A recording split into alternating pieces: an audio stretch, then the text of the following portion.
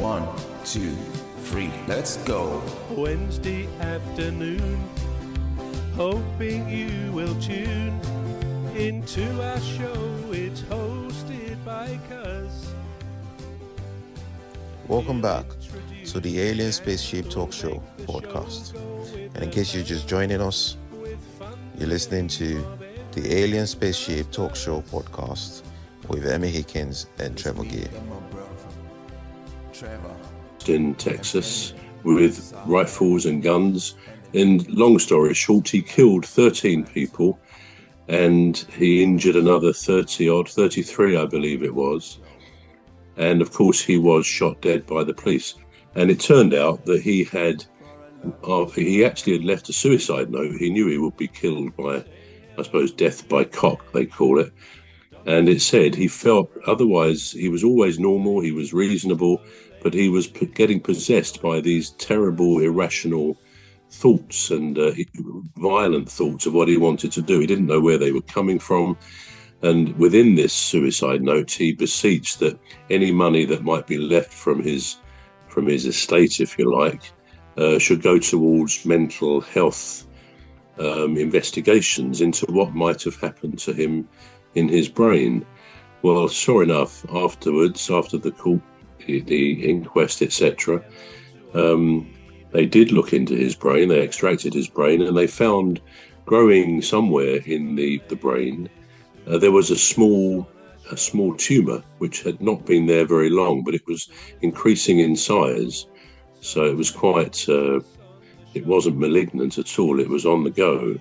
And it got involved in a place behind a part of the brain called the amygdala, which has to do with fear, aggression, and potential violence, which is not to say, I guess, that everybody or anybody who's unfortunate enough to have a brain tumour in that region or indeed anywhere in the brain, not to say other people would necessarily resort to some awfully violent attack on others, on one's family, because it turned out he killed his mother and his wife as well, this fellow.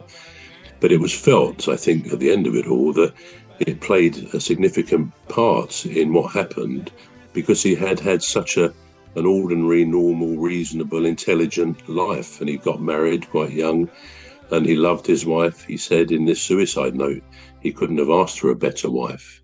So something clearly happened. And this was really what we were looking at, wasn't it? What is this thing that almost separates us from our brain? I think the quote we had was, how is it possible to be angry with ourselves? Who exactly is mad at who?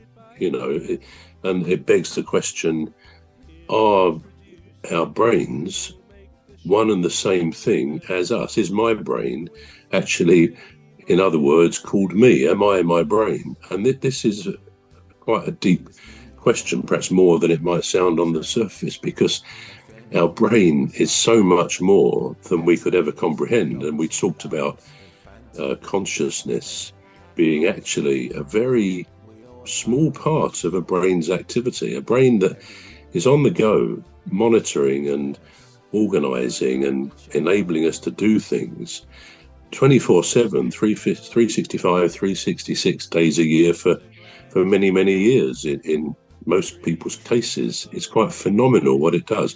And yet consciousness, our conscious self, knows really very little, if anything, of what our brain actually does do. So that's the question. Are we the same as our brain? Are we one and the same thing? I think I mentioned last week that there's a song in a group of songs by... We're going to take a short break now. We're back shortly. You've been listening to the Alien Spaceship Talk Show with Trevor and Emmy Hikins. The Alien Spaceship Talk Show podcast is looking for sponsors. If you're a company out there looking to spread the word about the products and services you provide, please get in touch with Deepstuff Radio Podcast on info@deepstuffrecords.com, or to use the contact form on our website to contact us, please visit radio.deepstuffrecords.com. Also, if you're looking to get involved on the Alien Spaceship Talk Show podcast, reach out via our Deepstuff Radio Facebook page. Thank you.